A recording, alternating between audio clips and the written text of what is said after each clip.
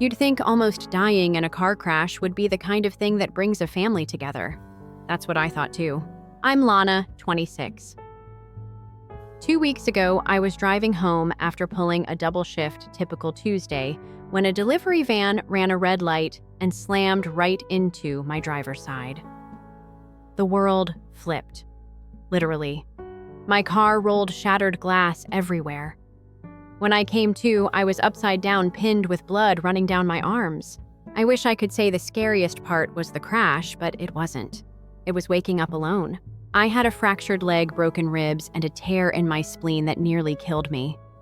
I spent 5 hours in surgery and a week in recovery. You'd think my parents Tessa and Glenn would be there. After all, I listed them as my emergency contacts. The hospital confirmed they were informed immediately, but they didn't show. Not the first day, not the second. 4 days passed before I even got a text from my mom. It was a thumbs up emoji, a freaking emoji. At first I made excuses for them. Maybe they were traveling. Maybe something came up. I kept texting, hoping for a reply. I told myself not to spiral.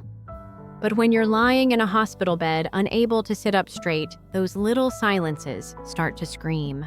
The irony. My phone survived the crash better than I did.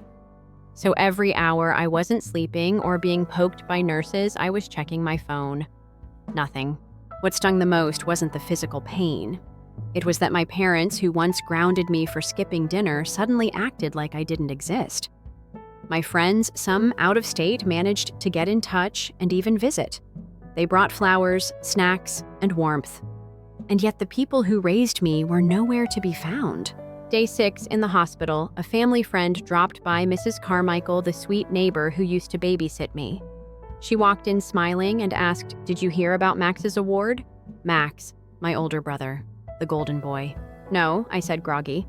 "Oh, they gave him that innovation award from his tech firm." "Your parents looked so proud on stage." I blinked. Wait, my parents were there. That's how I found out my mom and dad were at an award gala the night before. I was in the ICU. They were posing for pictures. I tried to swallow the lump in my throat. I felt stupid for expecting more. Max was always their star. Ever since we were kids, it was Max's piano recital, Max's science fair, Max's scholarship. Meanwhile, I could bring home an A+ and still hear "try harder next time." Now he was being celebrated as a rising star at a biotech firm. And instead of visiting their injured daughter, my parents chose to toast him in cocktail attire. I didn't even get a call. I texted my parents again that night, this time not so patiently. I told them I knew about the ceremony. I told them I was hurt, that I felt forgotten, that I could have died. This time they replied, and I almost wished they hadn't. Mom's message, "Sweetie, Max's award was once in a lifetime. You were in stable condition." Stable condition, like that excused it. I told them I didn't need a week-long vigil, just an hour, even a phone call. Their response, "It wouldn't have helped anything, and we didn't want to miss Max's big moment." They said that, out loud. Texted technically, but still. The worst part, I wasn't even surprised. That kind of emotional neglect had been my norm for 26 years. Still, I never thought they'd choose optics over my survival. I stopped messaging them after that. A week later, they finally showed up. They brought daisies, my least favorite flower, and stale apologies. They asked if I was feeling better in that performative way people do when they don't actually care about the answer. Then they dropped the bomb. Max had been arrested. Fraud, embezzlement. Some corporate mess involving stolen funds, fake vendor accounts, and wire transfers that traced back to him. Turns out their golden boy was swimming in legal trouble and they'd already drained their savings on lawyers. They came to me for money, not love, not concern, just cash. I was still on crutches. I was still healing from a ruptured organ. And they were begging me to save the same brother who'd never once visited me in the hospital. Their pitch family sticks together. I stared at them. Then I laughed. Not because it was funny, because it was the only thing stopping me from screaming. I didn't even ask them to repeat it. I just stared at my dad like he'd grown a second head. He looked uncomfortable for the first time in years. Mom tried to soften the blow by placing her hand on mine like I hadn't just been treated like a bank they forgot they had until their favorite account got frozen.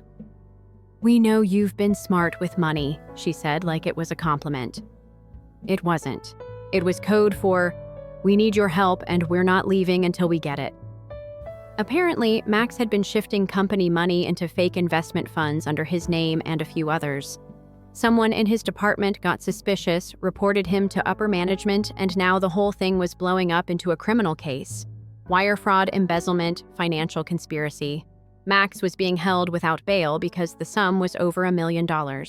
That was when it hit me they didn't just want support. They wanted me to foot the bill for his bail. I didn't answer them right away. I couldn't. My ribs still ached. When I breathed, my leg throbbed, and all I wanted was to go home and heal in peace. But my parents were standing in my hospital room acting like I owed them this. Like it was my moral duty to rescue the son they'd always prioritized over me. My mom kept talking, listing out how much they'd already spent on lawyers, how scared they were for Max, how he didn't mean to get involved in something this serious. She said it like Max had tripped and fallen into a white-collar crime. My dad finally cut in, frustrated with my silence. "Lana, this is your chance to prove you care about this family. Your brother's future is at stake." That line, that one sentence made something snap inside me. Prove I care. What about all the birthdays you forgot? The times I cried after school and you told me to toughen up? The college acceptance I got and you brushed off because Max had a job offer that same day? I didn't scream. I didn't cry. I just looked at them both and said no. My mom's smile disappeared. "What do you mean no? I mean, I'm not giving you a single dollar," I said. "Not for bail, not for lawyers, not for any of it." They tried to guilt me, oh they tried. Told me I was being spiteful, that I was holding old grudges. That if Max went to prison, it would ruin our family's name. My dad even accused me of being cold. I laughed again. "You want to talk about cold? I could have died and you were at a gala drinking champagne. You didn't even text me until the 4th day. Don't talk to me about cold." My mom got teary. My dad got angrier. They called me selfish, ungrateful. Said I'd regret this. But for the first time in my life, I didn't feel small in front of them. I didn't feel like the overlooked daughter.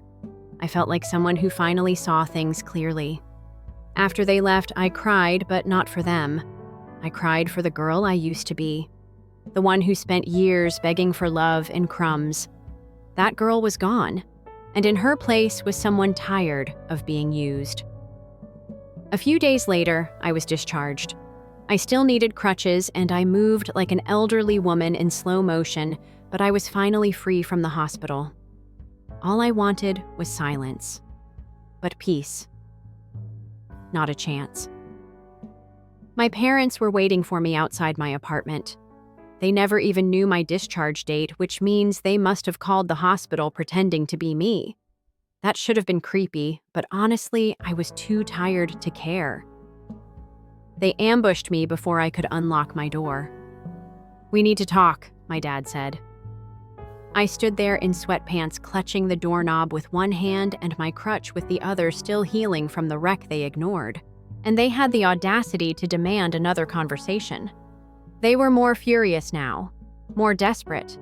Apparently, Max's company had gone public with the investigation, and the media caught wind. The headline, "Promising Tech Exec Arrested in Multi-Million-Dollar Fraud Scandal." It was everywhere. LinkedIn, Twitter, even my high school group chat. My parents were being hounded by reporters. My dad lost a major client because the scandal affected his professional reputation. "This is destroying us," my mom cried. "You're part of this family, don't act like it's not your problem," I finally snapped. "Max's mess is not my burden to clean up. You made your choice when you left me alone in a hospital bed. I'm not your safety net. I'm not your backup plan. And I'm definitely not your checkbook." My dad looked at me like I had slapped him. He said, "You're turning your back on your own blood." I said, "No. I'm turning my back on people who made it clear I was never family to begin with." They stormed off. Haven't heard from them since. And honestly, that silence is golden. It's wild how quiet everything gets once the shouting stops. My apartment felt like a cave, dark, echoey, untouched. I leaned my crutch against the wall and sank onto the couch, not even bothering to turn on the lights. My ribs still ached when I shifted and my leg throbbed, but none of that compared to the emotional weight pressing down on me. I kept waiting for the guilt to kick in. You know, that familiar wave of shame I'd grown up with. But instead, I felt something else relief. For the first time in forever, I had drawn a line. I'd said no, and I hadn't folded. A couple days passed. No calls, no texts. I thought maybe they'd finally gotten the message. But then I got the email. Not from my parents, from Max. Or technically from someone named Derek, one of Max's friends, using his own email, but claiming to speak on Max's behalf. The message was full of drama and pity. Max wanted me to know he was being framed, that he wasn't the mastermind, just a pawn, that the real criminals at the top had set him up and now he was taking the fall. I read it twice, trying to decide if I felt anything. Maybe a flicker of sympathy, no. Just confusion. I mean, even if what he said was true, even if he'd been manipulated by execs smarter and more powerful than him, he still did it. He still knew the numbers weren't clean. He still looked at those reports and signed off on them. That's not an accident. That's a choice. Still, one part of the email stuck with me. He wrote, "I know Mom and Dad have always made you feel invisible. I know they used me to make themselves feel proud. I'm sorry." That line hit different. For once, he wasn't the golden boy. He was just my brother, flawed, exposed, human. I sat with that feeling for a long time. I didn't reply. Not immediately. Instead, I reached out to a friend of mine, Casey. She's a lawyer. Smart, blunt, no nonsense. I gave her a watered-down version of everything, asked her to help me understand what might really be going on. She couldn't give me legal advice directly, but she pointed me in the direction of a few public filings and news sources. I spent a whole weekend reading documents that made my head hurt. Financial reports, employee testimonies, legal breakdowns. And slowly, a picture started to form. Max hadn't created the fraud, but he had made it work. He built the shell accounts. He moved the funds. He didn't invent the scam, but he ran it like a pro. The higher-ups had kept their hands clean, and Max. He was the middleman who got sloppy. They needed a fall guy, and he was just credible enough to pin everything on. But he wasn't innocent, not even close. The irony was rich. For years, Max had been praised for being the successful one. My parents treated him like he could do no wrong. Now he'd done something massively wrong, and suddenly they were begging the daughter they ignored to save him. I wanted to scream. Instead, I baked a lasagna. Don't ask me why. Something about boiling noodles and layering cheese felt grounding, therapeutic. My kitchen smelled like normalcy, and for a brief moment, I felt okay. The next day, I finally responded to Derek's email. Short and simple. I hope Max has a good legal team. I'm not getting involved. That was it. I didn't owe anyone more than that. I thought that would be the end of it. But no, of course not. My phone buzzed at 10 a.m. the next morning. Unknown number. I let it go to voicemail, then again at 10:03, then 10:07. By the fourth call, I picked up. "You really think you're above your own family now?" my mom snapped. No hello, no check-in, just straight to venom. She must have found out I refused Max's request. I didn't even flinch. "I'm not above anyone. I just don't want to be dragged under with you. We made you. Don't forget that." Her voice cracked like it hurt to say it. Maybe it did. I don't know. "You forgot me long before I made any choices," I replied. She started to cry. Not soft whimpers, angry sobs. She told me I was ruining the family, that people were asking questions, that they couldn't go out without hearing whispers. My dad lost another client. A cousin stopped answering their calls. The golden child's glow was fading, and they were desperate to hold on to the illusion. I hung up. Not out of cruelty, just exhaustion. I had nothing left to say, and nothing left to give. Later that night, I got a message from my cousin Miri. We hadn't spoken in years.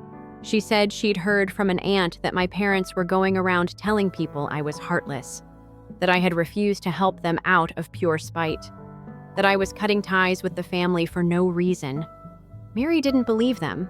She wanted to know the real story. So I told her everything, from the accident to the silence, the hospital room, the gala, the bail money, all of it. She replied with 3 words, "I believe you." That was the moment I realized something important. Maybe I didn't lose a family. Maybe I just stopped chasing the wrong one. My parents weren't going to change.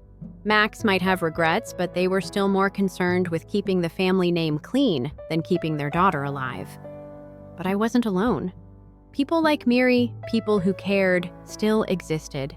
And I was done begging for crumbs when I could build my own table. A sturdier one where I wasn't just the backup chair. After that conversation with Miri, something shifted inside me. Not a big dramatic explosion, just a quiet, solid click. Like a lock I'd been rattling for years finally turned. I stopped waiting for my parents to reach out. I stopped checking if Max had sent another email. I didn't even flinch when our family WhatsApp group went silent. I knew exactly what was happening. They were closing ranks. Pulling their favorite narrative into focus, I was the cold one. The bitter daughter. The ungrateful outsider who turned her back on blood. Let them talk. I didn't care anymore. The strange part was how easy it became to breathe once I stopped trying to be seen by people who never looked at me in the first place. For the first time, I started focusing on myself, my actual recovery, my real life. Physical therapy sucked, but I showed up. Every appointment, every slow rep, every frustrating moment I couldn't balance without wobbling, I gave myself grace. And it felt good. I started journaling again. Not the Dear Diary kind, just thoughts, feelings, small wins, like the day I climbed stairs without help or the moment I cooked dinner without getting winded. It wasn't glamorous, but it was mine. I owned it. I rebuilt myself piece by piece. While I was learning to walk again, my parents were apparently learning how fast reputations can crumble. Miri kept me in the loop, bless her. She didn't gossip, she just didn't want me blindsided. Turns out, Max's story was spiraling. The media started digging deeper. Anonymous sources leaked details about fake accounts, offshore transactions, and internal emails where Max clearly gave the green light. His company issued a formal statement. Not vague, not protective. They named names. And Max's was right at the top. What little sympathy the public had evaporated overnight. My parents, meanwhile, were doing damage control, telling relatives it was all a setup, that Max was a scapegoat. They kept repeating that word, scapegoat. But no one was buying it. People weren't stupid. The evidence was public. The truth was loud. And when people lie long enough, even family starts to see through the cracks. I didn't celebrate their downfall. I wasn't gleeful. I just watched from the sidelines and let it unfold. That's the thing about truth, it doesn't need your help. It just needs time. One afternoon, I got a letter in the mail. Not a text, not an email, an actual handwritten letter from my mother. Her handwriting hadn't changed since I was a kid, elegant, looping, precise. The kind that tried too hard to be perfect. I almost didn't open it, but I did. Inside, she poured out 3 pages of pain. She said she missed me, that the house felt colder without my laughter, that my dad was hurting and didn't know how to express it. She told me Max had broken down in jail, that he cried when she visited him, that he kept asking if I hated him. She didn't apologize, not really. She tiptoed around it, said things like, "We didn't mean to make you feel forgotten, and we thought we were doing what was best." Classic deflection. I reread it twice, hoping I'd feel something shift, but it didn't. Because it wasn't an apology, it was a performance. A plea to restore the image, not the relationship. I wrote back a week later, short, honest, calm. I told her I wasn't angry anymore, but I also wasn't interested in pretending. I said if they ever wanted to rebuild something real, it had to start with truth. Not guilt, not pressure, truth. And truth meant acknowledging how they'd treated me, how they'd abandoned me when I needed them most, how they made me feel like an accessory instead of a daughter. I told her if she couldn't do that, then we had nothing to talk about. I mailed it and never heard back. That silence didn't sting. It settled, like dust after a storm. And life, it kept moving. I went back to work part-time. My boss was supportive more than I expected. My team welcomed me back with coffee, awkward hugs, and a Lana's Alive banner made out of printer paper. It was ridiculous and perfect. I laughed so hard my ribs protested. At work, I felt like someone again. Not the forgotten sister, not the broken girl, just Lana. Competent, capable, whole. Meanwhile, Max's trial date was announced. Miri told me he might be offered a deal in exchange for testimony. Apparently, he started cooperating, giving up names, sharing documents, trying to save himself. I didn't blame him. Self-preservation runs deep in our family. But he was still facing prison time. Reduced, sure, but real. I never visited, never called, not out of cruelty, out of self-preservation too. I didn't need closure. I already had it. My parents went quiet after my letter. No phone calls, no more pop-ups. I think they finally got it, that their leverage was gone, that I wasn't going to fold this time. And in that space, they left behind something beautiful bloomed. Peace. It wasn't loud. It didn't announce itself. It just showed up one morning in the shape of sunlight through my window and the quiet joy of a hot cup of tea. I stopped checking my phone for family drama. I started sleeping through the night. I even booked a short trip for myself, just a weekend in the mountains, no cell service, just air and sky and trees. I hiked a short trail alone, slow and steady, and when I reached the overlook, I cried. Not because I was sad, but because I made it. On my own terms. No applause, no family photos, just me. And for the first time, that was enough. Coming back from that mountain trip felt like returning to a different life, not because the world had changed, but because I had. Something about standing on that cliff, wind in my face, sky stretched wide like a quiet promise. It reminded me that I'm allowed to exist outside the framework of who they wanted me to be. I'm allowed to take up space, to have peace, to move forward without dragging my family's weight behind me. A few weeks after that trip, the whispers started reaching me again, not from my parents this time, but from extended relatives. One aunt messaged me on Facebook with a strange mix of concern and curiosity. Another cousin commented on an old photo, the kind of public poke meant to signal they were still watching. I ignored most of it. I had no interest in being reeled back in. But then, unexpectedly, a distant uncle I barely knew emailed me directly. He said he'd heard the other side of what happened and wanted to check if I was okay. He didn't ask for money, didn't blame me, just asked how I was healing. It caught me off guard. I didn't realize how starved I still was for simple, genuine concern. We ended up exchanging a few emails. Turns out he and my parents had a falling out years ago over, you guessed it, Max. Apparently, Max borrowed money from his business and never paid it back.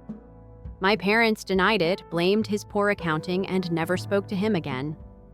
It was strange hearing my story reflected back at me through someone else's pain.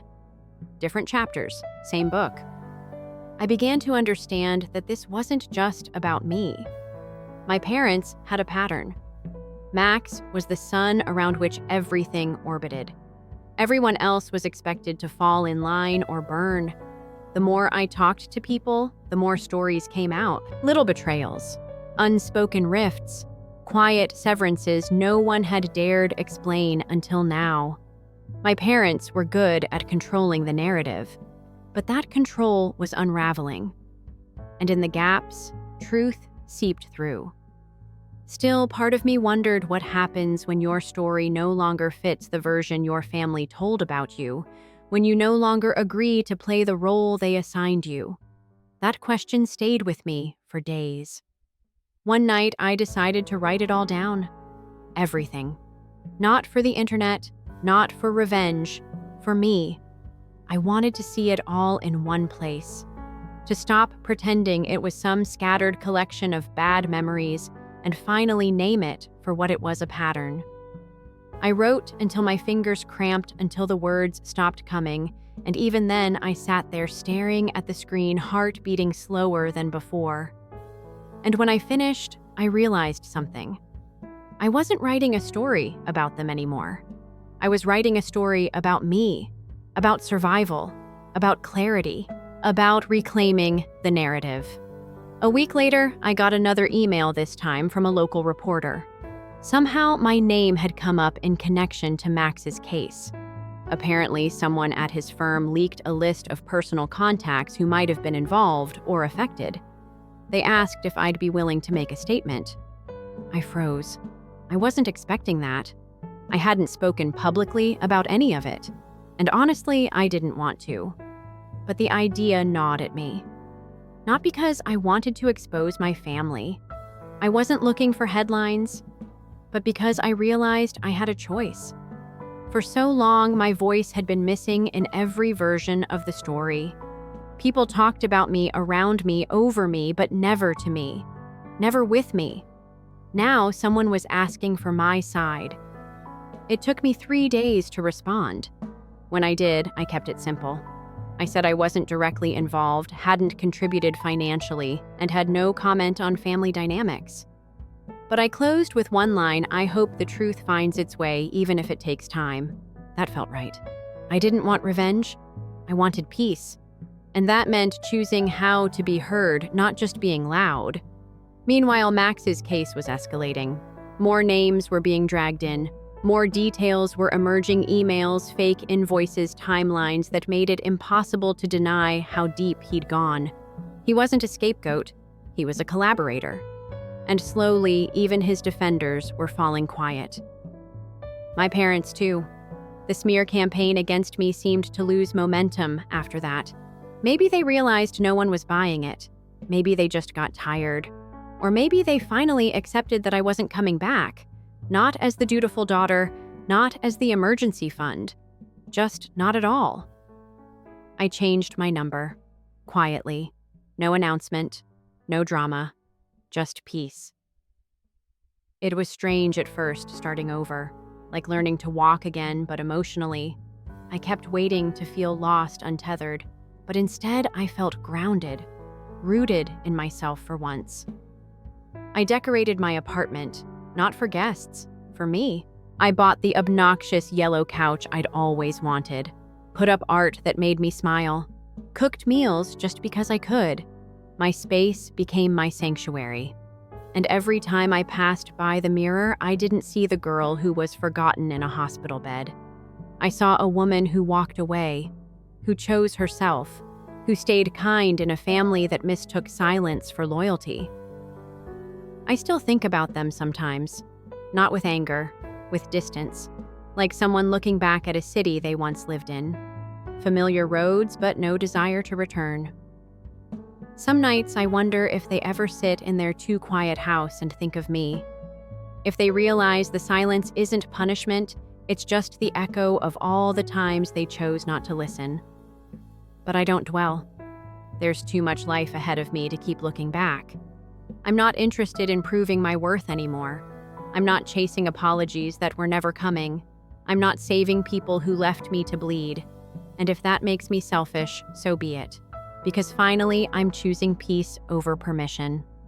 And it feels like home. It's strange how healing doesn't come in big cinematic moments. There's no dramatic music, no sudden clarity under a full moon. It's quieter than that. Softer. It sneaks in on a random Tuesday morning when you realize you haven't thought about them in days. When you make your coffee and hum to yourself without even noticing. When you sleep through the night and wake up rested, not because something changed around you, but because something finally settled inside you. That's what healing looks like for me now. Not forgetting, but no longer carrying it all like a weight chained to my chest. It's remembering without reliving, knowing the truth without needing to prove it anymore. Since Max's trial went public, things haven't gotten any better for my parents. He took the plea deal. 1 year in prison, 2 years probation, plus mandatory restitution to the company. He also gave up names, lots of them. Higher-ups who thought they were untouchable are now being investigated. It's messy, corporate, and far above my pay grade. But watching the Golden Tower fall from a distance has been illuminating. He got his punishment. Not from me. From the system he played too long. The day the verdict was announced, I didn't even flinch. I went to work, answered emails, had lunch with a colleague. Life didn't pause for the headlines. And honestly, I liked it that way. A few days after the news broke, I ran into an old family friend at the grocery store. She recognized me instantly, even though I barely remembered her name. She tilted her head like people do when they've heard more than they should. "How are you holding up?" she asked, voice dipped in faux concern. I smiled. "I'm good, actually." She blinked, clearly expecting more. Some tearful confession, a whispered regret. I gave her nothing, just that same calm smile, because I didn't owe her or anyone else a summary of my survival. My peace doesn't need to be explained.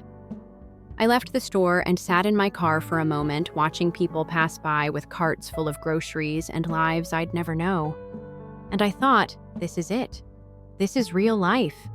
Not the drama, not the legacy, not the label of disappointment they tried to tattoo across my name. Just me choosing every day to stay soft in a world that tried to make me hard. There was a time I used to wonder what kind of daughter I was.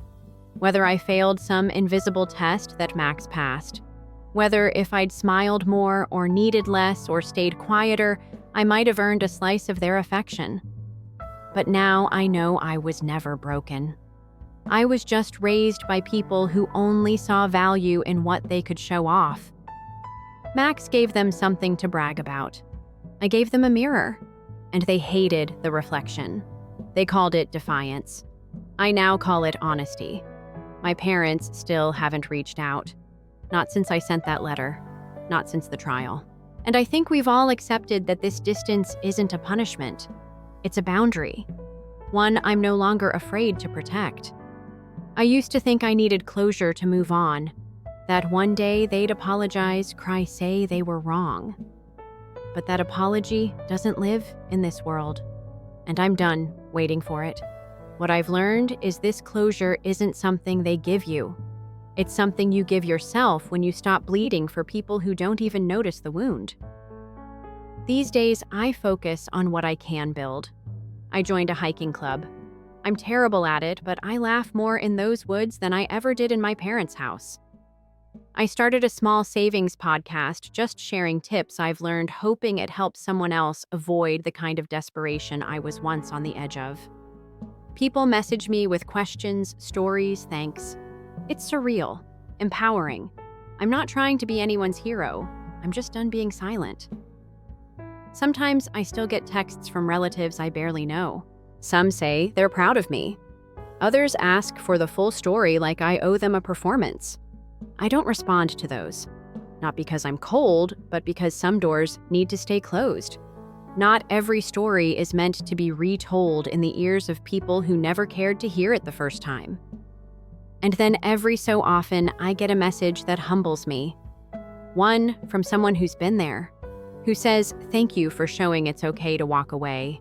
That's what makes it all worth it, knowing I'm not alone, that none of us are, that sometimes the most rebellious thing we can do is not burn bridges but refuse to walk back over them, not out of hate, out of love for ourselves. So this is where I leave the story. Not with a punchline, not with revenge, just with peace, with the knowledge that I didn't let their silence define me, that I stood on broken bones and still learned how to dance, that I walked away from a house that never felt like home and built one inside myself. And it's warm here. It's quiet. It's mine. So no, I'm not bitter. I'm not angry. I'm not seeking payback. I've got something better. I've got freedom. And after everything, that's enough. Story 2. After working remotely to tend to my stepson's back pain, I overheard him boasting to his mother about fabricating the condition to force me to act like a servant. I moved to working remotely a week ago in order to assist with my stepson's care after he reportedly had a back injury in a work-related mishap. My 25-year-old stepson has been living on his own since completing trade school 5 years ago. He rents an apartment approximately an hour away from us and works as an electrician. For 4 of the 6 years that I've known him, his father and I have been married. My stepson avoided me when I first met his father. Only 18 months had passed since his parents' divorce, so he wasn't prepared to meet his father with a new partner. Our initial interactions were uncomfortable. During family dinners, he would avoid eye contact and give me one-word replies to my queries. He took up his position as far away from me as he could. He explicitly requested his father to come by himself when I volunteered to assist him move some items into his first apartment after trade school. We developed a respectable friendship over time. Respectful, but nothing special. He started recognizing me at family get-togethers, occasionally inquired about my work and healthcare administration, and even used a store-bought card to recall my birthday the previous year. That changed 3 months ago, after he and his father got into a furious dispute during his weekend visit. Their voices became more audible while they were in the garage inspecting my husband's most recent motorbike restoration effort. Not wanting to bother anyone, I stayed in the kitchen, but I could hear the tension rising. Without saying goodbye, my stepson ran out of the garage, picked up his overnight bag, and headed away. Our kid accused my husband of being more concerned about his current marriage than he ever was about his first, he later told me. He asserted that his mother eventually left him because his father had always put his own interests before a family time. My husband's love with restoring antique bikes was the primary source of conflict in their previous marriage. He frequently skipped family get-togethers and school functions in favor of working on his projects in the garage on the weekends and evenings. While raising their kid largely alone, his ex-wife was often complaining about being ignored. He maintained that if he could sell the refurbished motorcycles, his pastime may someday provide more revenue despite her wishes for him to engage in more family activities. Every month, he would spend hundreds of dollars on parts searching for uncommon parts for particular 1960s and 1970s models. He attended weekend gatherings twice a month throughout the summer and was a member of 3 separate motorcycle repair clubs. He took part in motorcycle events which frequently involved overnight travel to nearby states. His ex-wife, meanwhile, handled their son's schooling, doctor's visits, and extracurricular activities with no help. Given how often his ex-wife overspent their budget on pricey clothing and house furnishings, the financial consideration became crucial. She was used to having good things because she came from an affluent household. According to my spouse, she frequently took out loans from her parents to pay for costs. Their middle-class salary was strained to the limit by the expensive appliances, artwork, and luxury furnishings that filled their house. This caused friction with his in-laws, who often questioned why their married daughter needed to beg for money. A true provider, according to her father, would never leave his daughter in need. In front of the whole family, her brother gave my husband a book on money management as a joke present one Thanksgiving. Due of his wife's financial difficulties, his motorbike interest was easily criticized as a self-centered extravagance. Despite being together since they were 19, they split up when their kid became 20 due to increasing arguments over money and time. His kid had already sided with his mother at this time, seeing his father's absence and pastime as the main reasons for his family's issues. His ex-wife presented herself as having given up professional prospects to raise their kid throughout the divorce procedures.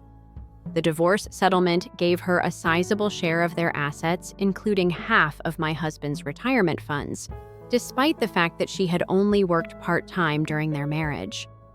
My husband's lifestyle altered significantly when he began seeing me 2 years after his divorce. He still works on motorcycles, but only on Saturdays and one evening every week. He arranges for us to visit new places and eat at different restaurants. Despite his lack of culinary skills, he enrolled in a cooking class that caught my attention. He engages in dialogue with my family and attends my family gatherings without complaining. Although I respect his efforts, I can see why his kid might be upset to see his father's equilibrium improve following the divorce. 3 months ago, when they got into a fight, my stepson stopped going entirely. He turned down our offer to a modest Thanksgiving party and didn't call on his father's birthday. Then we got a call regarding his back problem last week. He reportedly required help recovering after slipping on a construction site.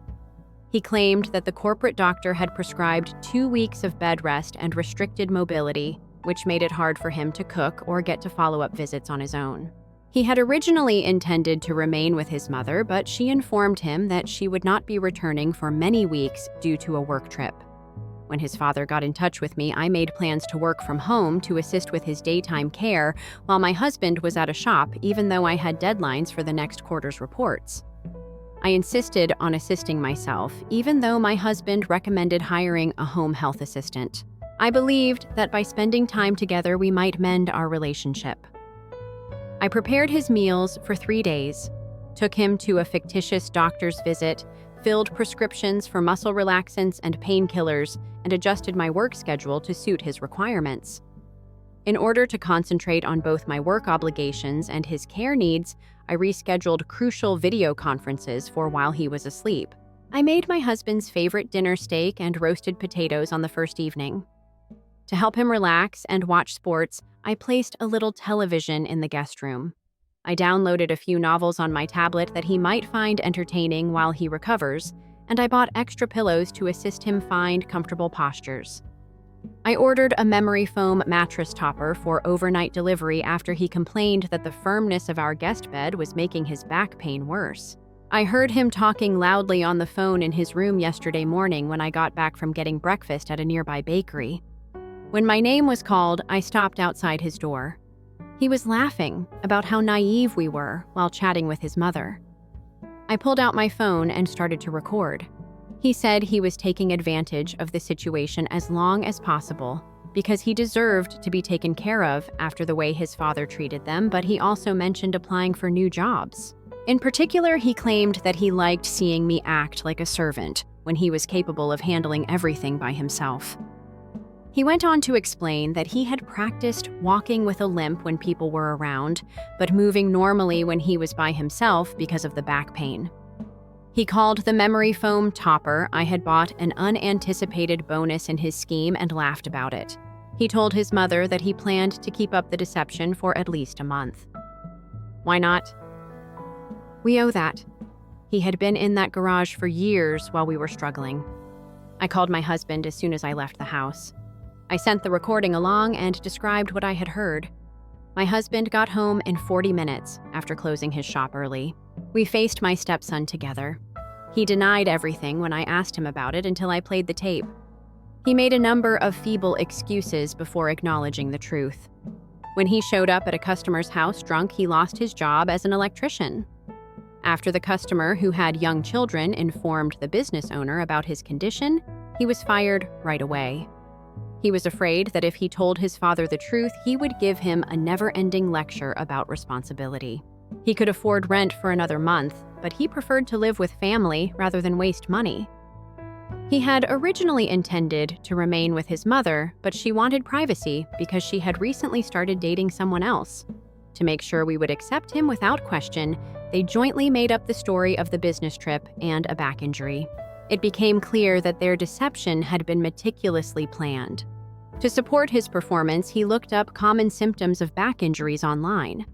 I took him to the doctor's appointment, which was really a consultation with a friend who was involved in medical billing and had assisted him in obtaining a back brace and official-looking medical records. The doctor who wrote the prescription I filled was a socially connected doctor of his mother's who, in exchange for a favor that I know is totally illegal, agreed to prescribe mild painkillers without doing an actual examination. Although he was disappointed, my husband said that we would have still assisted his son if he had been honest about losing his job. He might have offered temporary work at a shop while his son looked for another position in his field. However, the calculated deception, especially making me adjust my work schedule unnecessarily, crossed a line. My husband told him he needed to leave our home by the following day. My stepson became defensive and blamed me for ruining his relationship with his father. He claimed I had changed his father and made him choose his new family over his real one. He brought up Christmas 2 years ago when my husband attended my family gathering instead of the event at his ex-wife's home, describing it as evidence of my husband shifted priorities. He stated that his father had become soft since marrying me, abandoning the dedication to motorcycles that had once defined him. That comment, after all I had done to help him, pushed me beyond my limits. I told him that he and his mother were both manipulative and entitled. I pointed out that while his mother might not care about my husband anymore, a son should still respect his father.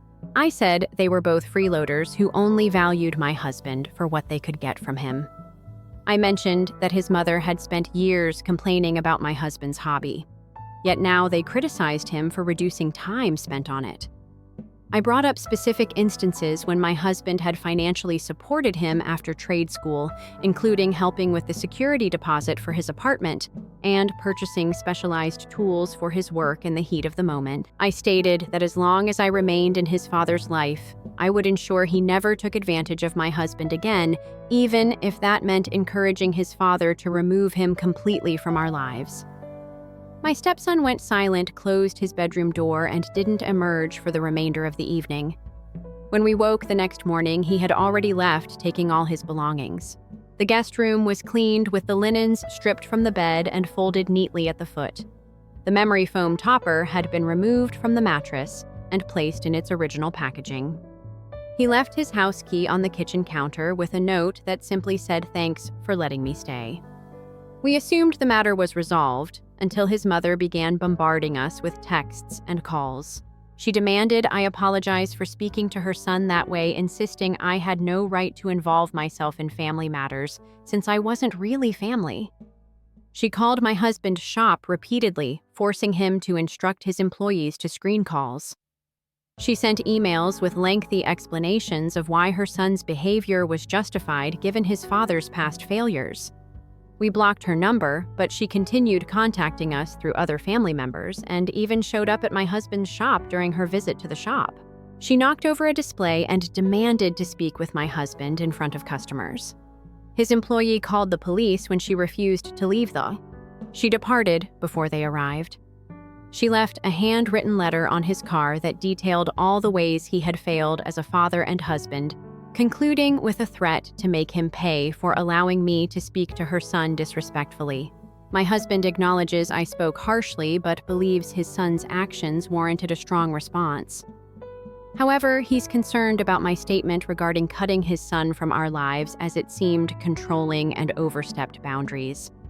While I stand by most of what I said, I recognize that particular comment went too far. So I'd offer telling my stepson I'd make sure his father cut him from his life.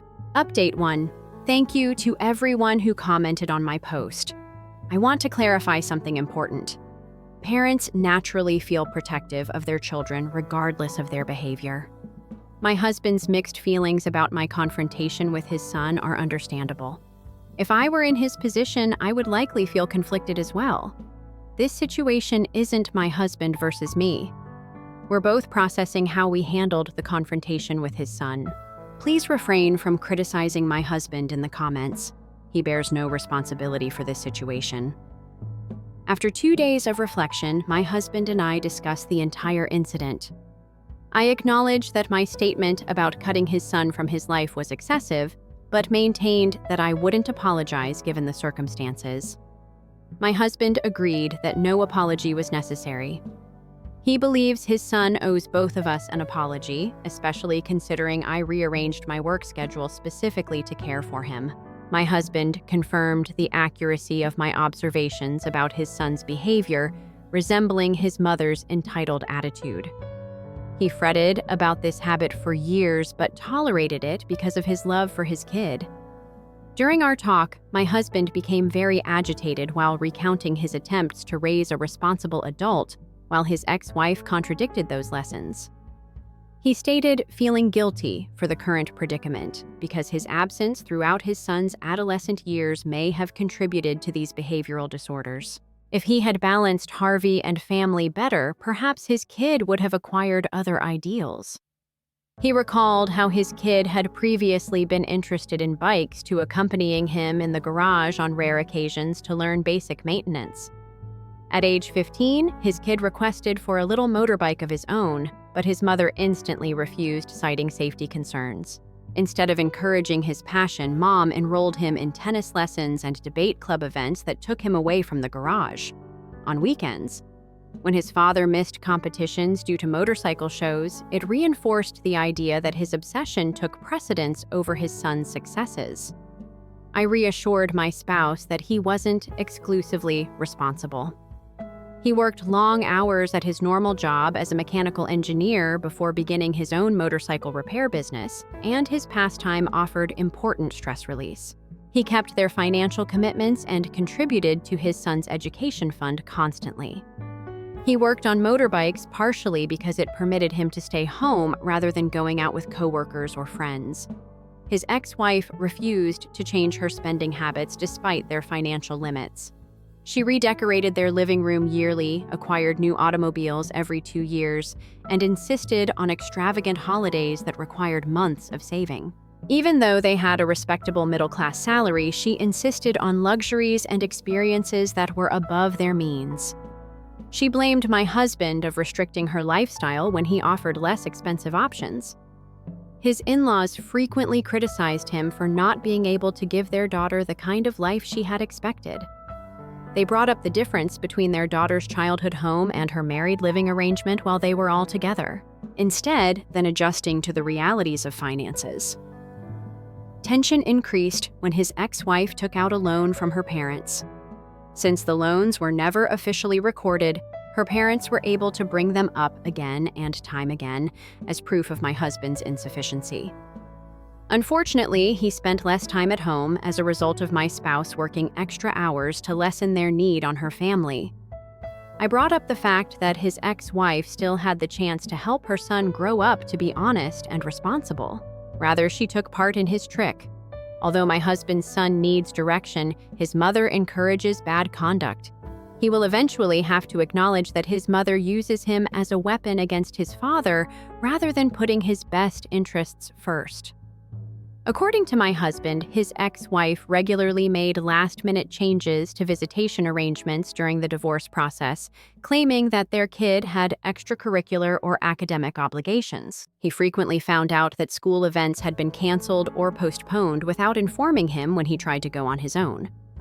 His ex-wife skillfully restricted his involvement in their son's life, while also condemning his absence by controlling the information that was shared about his activities. We made the decision to disregard any more correspondence from his ex-wife, since responding to her charges would only make the dispute worse. It is up to his kid to decide whether to continue to follow his mother's lead or to apologize and mend their connection. Update 2. My last update was 3 weeks ago. At 7:30 a.m., 4 days after I posted it, my husband's ex-wife showed up at our front door without warning. On a Saturday, she insisted on knowing why we were disregarding her messages when I responded. She pushed past me into our entrance and started yelling for my husband after I told her that neither my husband nor I wanted to talk to her. Her actions drove me to react right away. She had no right to barge into our house, I informed her.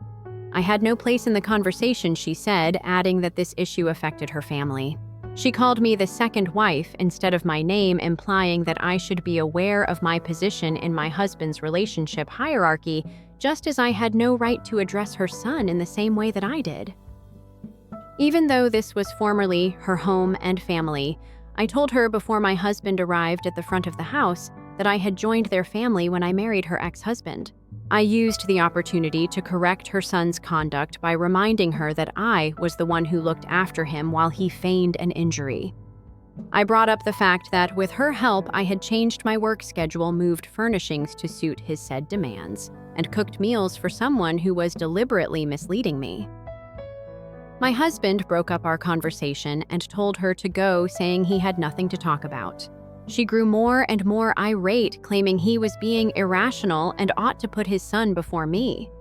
She pointed to particular moments during their marriage when he had prioritized motorcycle activities over family responsibilities, implying that his present actions demonstrated that he had never placed a high importance on family ties. She ultimately ran out of arguments and started using foul language when he didn't respond, and then she left. My spouse would never see his son again because of her threats. Her final threat validated what I had already concluded. Instead of seeing her kid as a unique person with needs of his own, she saw him mostly as leverage against my husband. We made the decision to speak with my stepson directly and let him know what his mother had said, stating that she was using him as a tool to further her bitterness toward his father. In addition, my spouse penned a long letter outlining his thoughts on their family's past. He talked about his marital financial difficulties, his ex-wife's irrational demands, and his own failings, especially his lack of participation in family events. He clarified why his kid would feel more attached to his mother and less attached to him, but he also made the point that a parent who genuinely cared about their child's welfare wouldn't support deceit and manipulation. He talked about certain moments from his son's early years that he treasured, including teaching him how to ride a bike and building a tree home with him one summer when he was at his high school graduation. He said he kept pictures of these occasions in his shop office and frequently looked at them. In spite of everything that had transpired, he declared his love for his son. According to my husband, he had always provided his kid with both material and emotional assistance. When specifically asked, such as assisting him with his first professional tool set purchase and trade school application. He apologized for not being more involved in his son's early years, but he made it clear that he sincerely wanted to mend their connection now. In closing, he expressed his wish for reconciliation, while stating that he would respect his son's choice about any future communication. It was over 2 weeks before we heard back. My stepson finally responded yesterday. He expressed regret for his actions, acknowledging that they were immature. He clarified that the separation had a profound impact on him, even though he was an adult when his parents got divorced. Resentment was sparked by witnessing his father alter his behavior for a new relationship when he hadn't done so for his mother. He questioned if his father had ever really tried in his first marriage, given how easy his second marriage was in comparison. He admitted that his mother's advice had been incorrect and disclosed that they had been fighting a lot over it. She demanded that he keep his distance from his father as long as I was around, calling any reconciliation an act of betrayal. He read his father's note with sincere regret and asked for another opportunity. He added that he wanted to personally tell his father that he had secured an interview for a position with another electrical contractor. This weekend, we asked him to supper so we could talk about everything in person. The third update. My stepson and I had a better meal than we had anticipated. He showed up on time with flowers and a gift box filled with regional specialties, which looked over the top but showed how sincere he was. He started apologizing to us both as soon as he walked into our house. For several minutes, he embraced his father and apologized profusely for what he had done. He went on to explain what happened following our altercation. He hadn't been staying with his mother these last few weeks despite what we thought. She had made it clear to him that she didn't want him to invade her privacy because she was living with her new partner. Her vacation and business claims had been completely made up to help him with his deceit. He had been sleeping on a friend's sofa instead, looking for a job and talking to his mother on the phone every now and then. Not because my harsh comments were unkind, but because they were true, they had had a significant effect on him. He acknowledged that my analysis of the circumstances had made him reevaluate his actions and the impact of his mother. His mother vehemently protested when he considered apologizing to us, which led to several conflicts. He made the decision to critically assess his connection with his mother for the first time after reading his father's note outlining the family history from his point of view. He revealed that throughout his parents' divorce, his mother continuously painted his father in a bad light, calling him emotionally distant and self-centered. She implied that he prioritized inanimate goods over familial ties and cited his motorbike interest as proof of his shortcomings. This portrayal influenced his early view by establishing a story in which his father was held entirely accountable for the demise of their family. His mother became more critical when I started seeing his father implying that he had never respected family life and had probably sought other relationships prior to their split.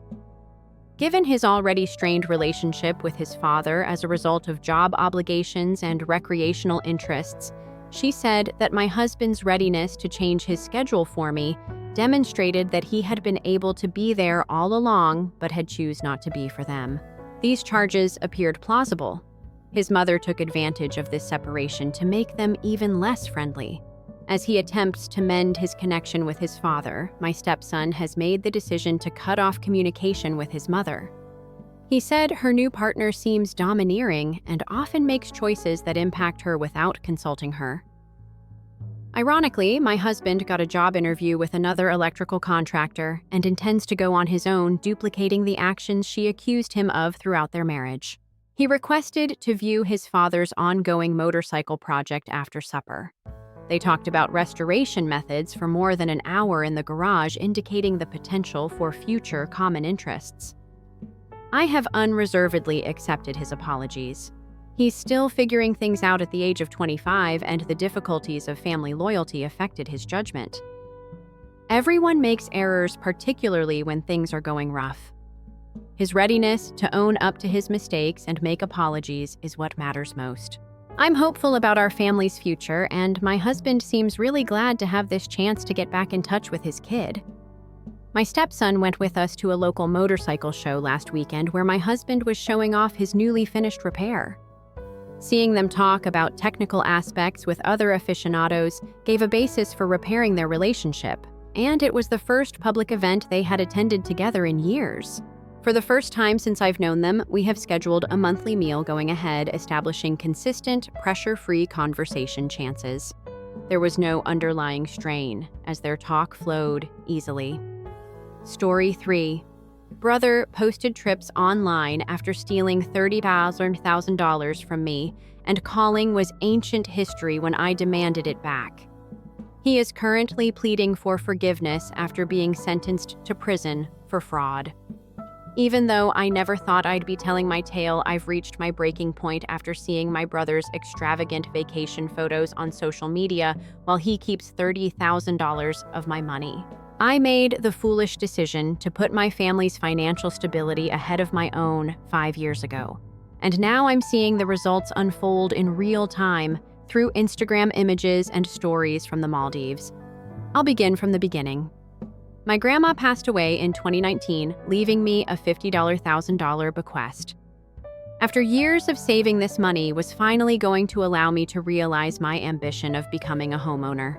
Our local real estate market was just beginning to heat up, and I had my eye on a number of attractive homes. I did everything correctly, kept up good credit, saved a lot of money, and looked into programs for first-time homebuyers. The last thing I needed to make it happen was this inheritance. My brother James then arrived at my house in tears in March. However, we had always been close as children. As we grew older and our lives took various turns, we started to grow apart. I followed the conventional path, which included meticulous preparation, a solid employment, and education. James was always more of a risk taker. He launched his own company immediately after high school, and when things went well, had what looked to be a happy existence. The enchantment had obviously worn off that night. A combination of bad management and a downturn in the economy was causing his firm to fail. His mortgage was 3 months past due. His wife, Sarah, was threatening to divorce him if he couldn't manage their finances, and his credit cards were all maxed up. They have 2 children. At the time, my niece and nephew were 8 and 10 years old. I was devastated by the idea that they would lose their house or have their family split up. My parents had always favored James, the spirit of an entrepreneur who would one day achieve great success. They had made several investments in his businesses over the years, but they were unable to assist this time around since they had suffered large losses during the recession. His only hope was me. He promised to repay me within a year with 8% interest, claiming he needed $30,000 to keep his business afloat at home. James persisted, despite my hesitation. Dad reminded me of all the times we spent together as children, and how, although my memory of this is different from his, Dad had always watched out for me. When he talked about how he couldn't stand to inform his children that they would have to leave the house for school, he even broke down in tears. I insisted on a formal agreement before I would lend him the money. James signed it without hesitation, presumably believing he would never have to uphold it. The loan amount, interest rate, and 1-year payback schedule were all mentioned in the agreement. James dismissed my excessive caution by laughing when I even got it notarized. James was full of positive reports about how his business was doing throughout the first several months. After then, the tone shifted and the updates stopped coming as often. The excuses started when I brought up repayment as the 1-year mark drew near. His company was still getting back on its feet. His youngster needed urgent dental care.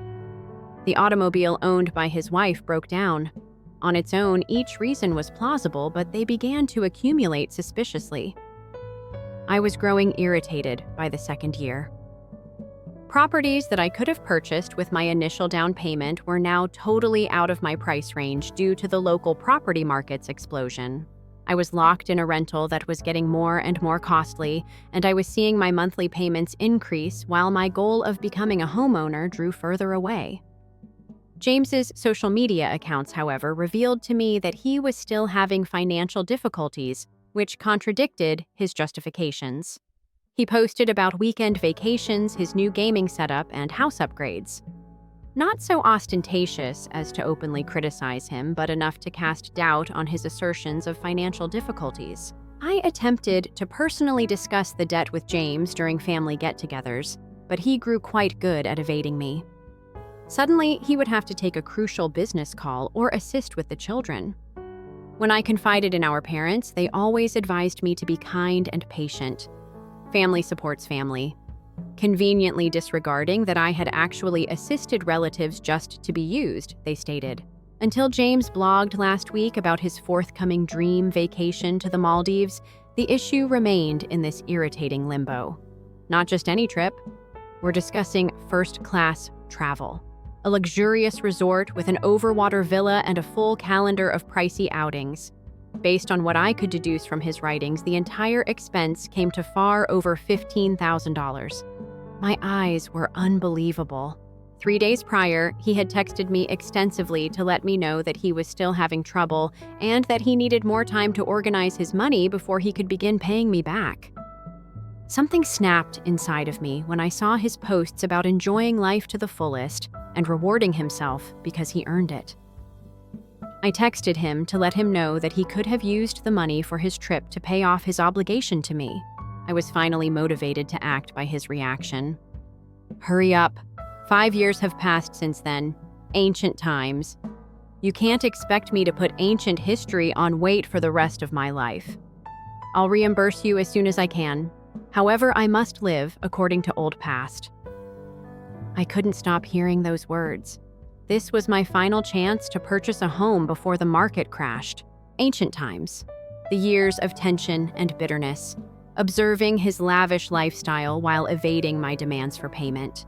The fact that without the financial cushion he took away from me, I couldn't afford to create a family, therefore I had to put it off. I made the decision that enough was enough at that point. My notarized agreement is enforceable according to a lawyer I spoke with.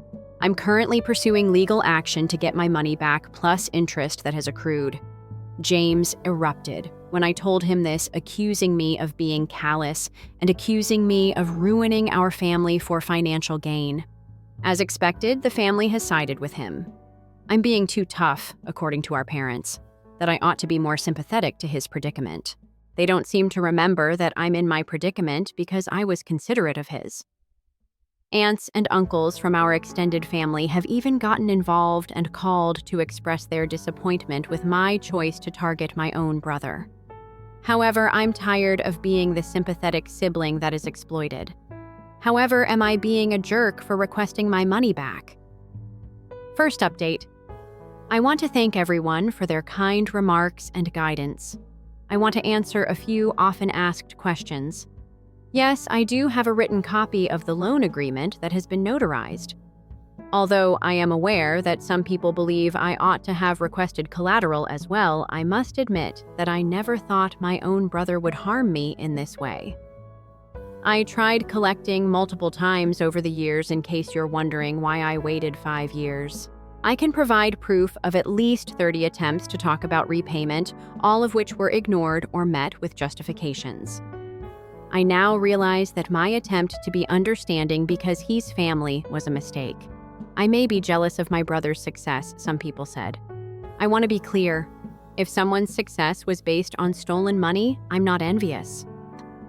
Even though I'm still dealing with the fallout from helping him to those same family members, I'm upset about being taken advantage of and seeing him waste my money on social media. When he was spending thousands on vacations rather than paying me back, where was that family loyalty? Why is it expected of me alone to make sacrifices for my family? And to all those who have inquired about my parents, indeed. James has always been their favorite. Numerous messages have been sent to me inquiring about the dynamics of the family. You're correct, too. This loan scenario is merely the most recent illustration of a lengthy trend. Let's move on to the update. 2 weeks have passed since I sent James the legal notice, and the chaos that has ensued in our family has exceeded my worst fears. Seeing the people I've known my entire life take sides in this conflict has been both heartbreaking and illuminating, even though I thought I was ready for the fallout. My phone was inundated with notifications the morning after my lawyer sent the notice. Apparently, James had called all of the family members on our contact list during the night, fabricating a victim story that conveniently left out important details. He claimed that his ungrateful sibling was attempting to ruin him because of an old family loan that he always intended to pay back. No reference to the signed contract, the Maldives vacation, or the years of evading obligations. That night, my parents unexpectedly arrived at my apartment. Dad had the dejected expression I remembered from my early years, and Mom was crying, the one that used to instantly make me give in. They tried every emotional manipulation tactic in their parents' toolbox while seated at my kitchen table. The conversation proceeded as smoothly as one might anticipate. My mother attacked me right away. How could I have been so callous? He has children to think about. What kind of person tries to bankrupt their own brother over money? She had raised me better than this. Of course I was being difficult about this. I was single. I didn't have any real responsible parties. But James had a family to support. She'd always thought I was selfish, but this was a new low, even for me. The way she spat out the word single like it was some kind of moral failing, as if my lack of children somehow made my financial stability worthless. Just perfectly summed up how they've always seen me in this family. I reminded her that I also had life plans that were derailed by this loan, but she waved that off. You're single. You have time to recover. James has responsibilities. The fact that I'm single precisely because I couldn't afford to move forward with my life plan seemed lost on her. When I mentioned that James's recent vacation booking suggested he was doing just fine financially, Dad actually defended it. He works hard. He deserves to enjoy life a little. That's when I lost my patience and showed them the folder I've been building. Screenshots of James's social media posts over the past 5 years showing a pattern of luxury purchases and vacations. Texts and emails documenting my attempts to collect and his increasingly dismissive responses. Bank statements showing how my rental costs had increased while I remained unable to buy a home. Most importantly, a calculation of how much money I'd lost by not being able to buy a house when I originally planned to. Their responses were telling. Mom couldn't look at the evidence literally turning away from my laptop screen that examined everything carefully, but still insisted that there must be another way to resolve this without legal action.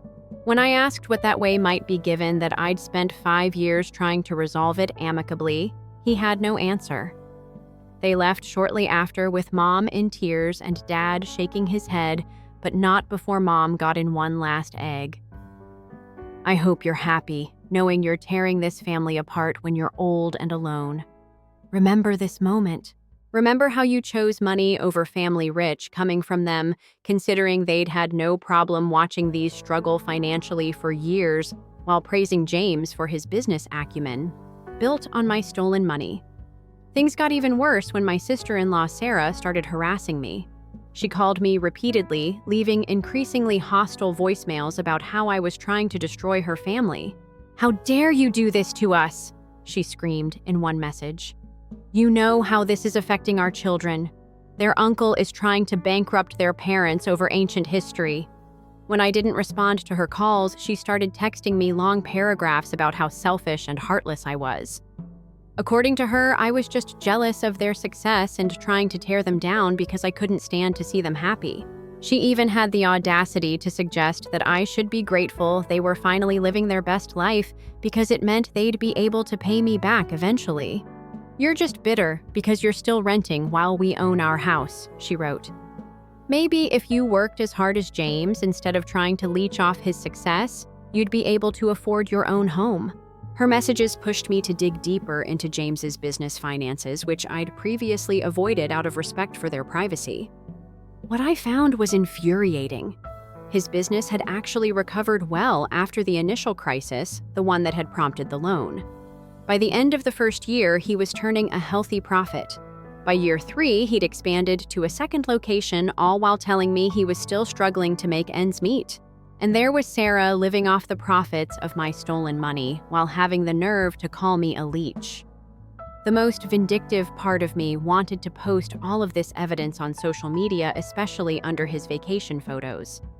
But my lawyer advised against it, saying it could potentially complicate the legal proceedings. Instead, I've been methodically documenting everything, every accusatory text from relatives, every social media post showing his spending, every email where he acknowledges the debt but refuses to pay. The most surreal moment came when James's latest vacation photos were posted while I was meeting with my lawyer. There he was, lounging in an infinity pool overlooking the ocean, captioning it "Living my best life," ignoring the haters. The timestamp showed he'd posted it during our scheduled meeting about his legal response to the lawsuit. My lawyer, reviewing the growing evidence of James's financial deception, seems increasingly confident about our case. The signed agreement, combined with documented proof of his ability to pay and his choice to spend money on luxuries, instead makes it pretty clear this isn't a case of can't pay but won't pay. As this update comes to a close, James has just filed his official response to the lawsuit. His lawyer's arguments are as creative as his excuses for not paying, claiming the agreement was signed under duress, arguing that as a family member, I should have known it wasn't meant to be legally binding, even suggesting that my documentation of his spending amounts to harassment. But the most telling detail is buried in his financial disclosure. The Maldives vacation was paid for in full in cash just 2 days after he last texted me saying he couldn't afford to start repaying the loan. Some family members are still pushing me to drop the lawsuit, warning that I'll regret destroying the family over money. What they don't understand is that James already did that when he chose to exploit my trust in kindness. I'm not destroying anything. I'm just finally refusing to maintain the facade that everything is fine while being taken advantage of. The next hearing is scheduled for next week, and despite the emotional toll, I'm more determined than ever to see this through. I'll post another update after the hearing next week if there are any significant developments. Thank you all for the support and validation. It really helps knowing I'm not crazy for finally standing up for myself after all these years. Update 2 after my last update. Things have gotten both better and worse, if that makes sense. The initial hearing was yesterday, and some interesting information has come to light. That makes me even more certain I made the right decision in pursuing legal action. My lawyer had requested detailed financial records from James as part of the discovery process. What we found was far worse than I'd imagined. Not only had his business recovered within months of taking my loan, but he'd also been systematically hiding his true financial situation from everyone. Remember how Sarah had been harassing me about trying to bankrupt them? Turns out James has been lying to her too about their finances, but in the opposite direction from how he was lying to me. To me, he's been claiming poverty and hardship to Sarah and their friends. He's been bragging about business success and upcoming expansions. He's been maintaining two completely different narratives: the successful businessman for his social circle and the struggling entrepreneur for anyone he owes money to. The Maldives vacation. That wasn't even their most expensive trip this year. They had a luxurious vacation in January that cost over $20,000, but James kept it off social media since he was in the middle of telling me he couldn't even afford to start making little repayments. During the hearing, James tried to argue that the loan agreement shouldn't be enforceable because we're family, and he claimed he signed it under emotional duress. The judge wasn't impressed, especially when my lawyer submitted evidence of his recent expenditures with his tax claiming financial hardship. James's face when his bank statements were brought out in court. I wish I could frame that moment and hang it on my wall. The most infuriating part was learning that James had actually taken out a business loan 3 years ago to open his second location. He had no problem making regular payments on that loan, proving he could have been paying me back this entire time. When the judge asked him to explain why he prioritized the bank loan over his responsibility to me, his reaction was telling. The bank wouldn't understand about family difficulties as my sister should. My parents were in the courtroom too, though they hadn't told me they were coming. Mom started making these small, gasping sounds every time a new piece of evidence was revealed, like she couldn't believe her beloved son would do such things. Dad simply sat there, growing progressively redder in the face. I assumed he was upset with James at first, but during the recess, he approached me in the corridor and started ranting, shouting about how I was degrading the family by spreading our dirty linen in public. I didn't engage with him, just went away like my lawyer suggested. But I wanted to shout back that James had humiliated me for 5 years, seeing me struggle with rising rent while he spent my money on luxurious holidays. The family's image seemed to mean more to Dad than the fact that his son had practically stolen $30,000 from his daughter. The big surprise came when we learned that James had used my loan as proof of assets when applying for his company financing. He'd really categorized it as a private investment in his company plan, not a personal loan, making it appear like he had more cash than he did. So not only did he take my money under false pretenses, but he also utilized it to fraudulently collect more money from the bank.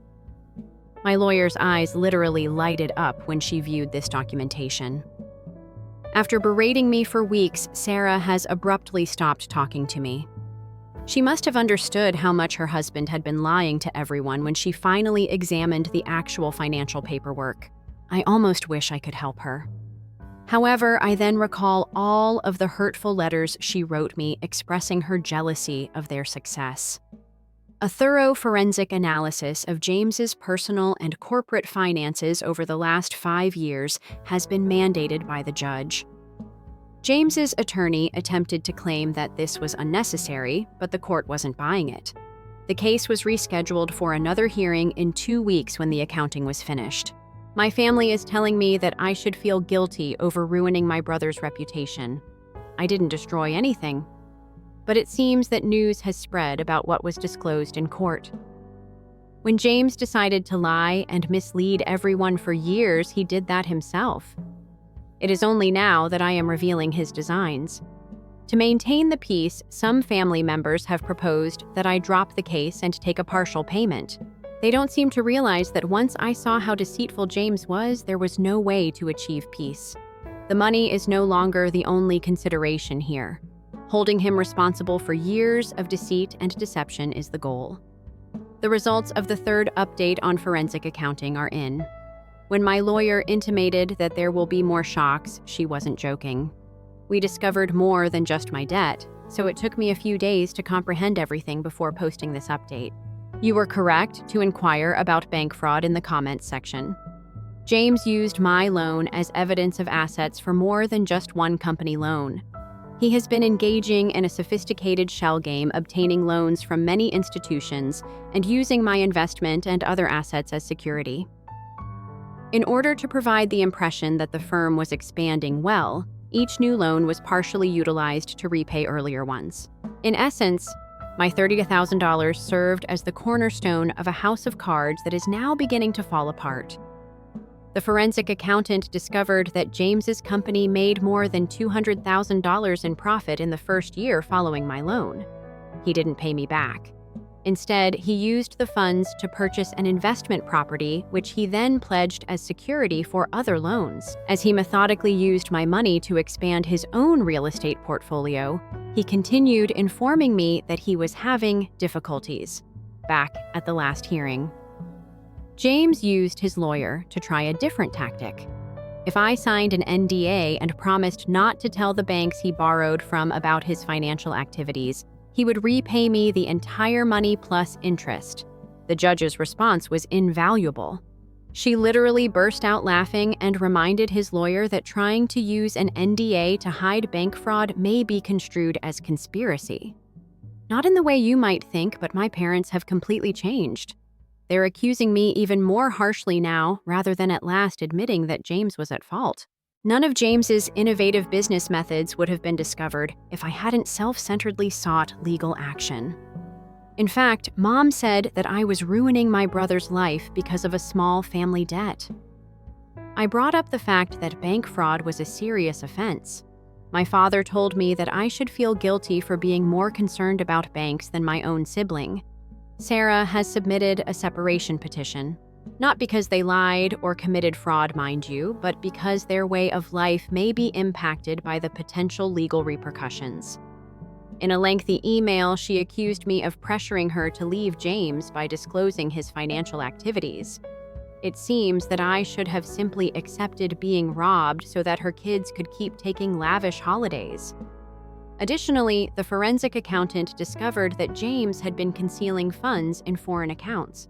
Do you recall their January cruise? A Cayman Islands registered shell corporation was used to pay for it. Despite saying he couldn't afford to pay back my $30,000, my lawyer thinks that he has shifted over $500,000 overseas in the last 3 years. All of James's known assets have been blocked by the judge until more research is conducted. His attorney attempted to explain that since James had promised to reimburse me, this wasn't required. However, the court was not taking any chances in light of the evidence of widespread deception. This isn't only about my debt anymore, as my lawyer clarified. It has to do with years of possible financial misdeeds. Following the hearing, James made an attempt to speak with me personally. He was sobbing and claiming that he never intended for things to become this bad. He said that although he had always planned to reimburse me, he kept seeing chances to expand his firm and persuaded himself that doing so would eventually benefit everyone. He said he had to keep up appearances for business networking when I questioned why he chose to spend money on opulent trips rather than paying me back. Officially, the criminal inquiry has begun. According to my lawyer, I should expect things to grow messier before they get better. A broader fraud inquiry involving several institutions is being discussed, and some of James's business colleagues are already being questioned. I'm making an effort to ignore the family turmoil and maintain my attention on the court case. However, my parents' constant attempts to shame me into giving up everything before it's too late make it difficult. What is it too late for James to stay out of trouble? For the facts on his business methods to remain unnoticed? My next update may be delayed, since my lawyer has asked me not to share any more precise information regarding the ongoing inquiry. I simply want to express my gratitude to everyone for their guidance and support. I'm in therapy, and it's helping me deal with everything, in case you were wondering. Furthermore, I have no regrets about taking legal action. If anything, learning the full scope of James's dishonesty has just made me more certain that I made the correct decision. Update for the last update. Almost 2 years have passed since my previous update, and now I can finally tell you what occurred. Many things have changed since then, and I haven't posted this last update until everything has been legally resolved. More information was uncovered by the criminal probe into James's financial activities than by the 5 years of forensic accounting. He had made fictitious company documents, taken out various loans with the same collateral, and misrepresented his assets to a number of banks. My loan of $30,000 was only the beginning. He had been operating what was effectively a Ponzi scam, paying off previous debts with new ones while keeping the difference for himself. James ultimately agreed to a plea bargain. In addition to heavy penalties and reparation payments to many banks, he faces a 2-year jail sentence with the chance of an early release. In order to repay his obligations, including my loan, the judge mandated that he sell off his possessions. In the end, I got my $30,000 back, along with the accrued interest and legal costs. This has caused my folks to completely lose it. Dad hasn't talked to me in weeks, and Mom hasn't stopped sobbing since the punishment. They're relocating into a smaller space and selling their house to assist cover James's legal bills. I become both sad and angry every time I consider how they are giving up their retirement to tidy up James's trash while continuing to justify his behavior. Last month, Sarah and James completed their divorce. She has been claiming to everyone who would listen that she was unaware of his financial activities and that she is the true victim in this case because she was contentedly spending money on opulent trips while berating me for repaying my loan. That's hard for me to believe. She has moved home with her parents and is attempting to keep up her old way of life by requesting exorbitant alimony. James made one more effort at manipulation before going to prison, even though the majority of his assets are being taken to satisfy his obligations. On the suggestion of his lawyer, he sent me a letter in which he played the regretful brother in an attempt to get a less punishment. It was full of the same old strategies, recalling unfulfilled childhood fantasies, stating he always meant to reimburse me and making excuses about feeling pressured to achieve. He couldn't resist playing the victim, even if it meant going to jail.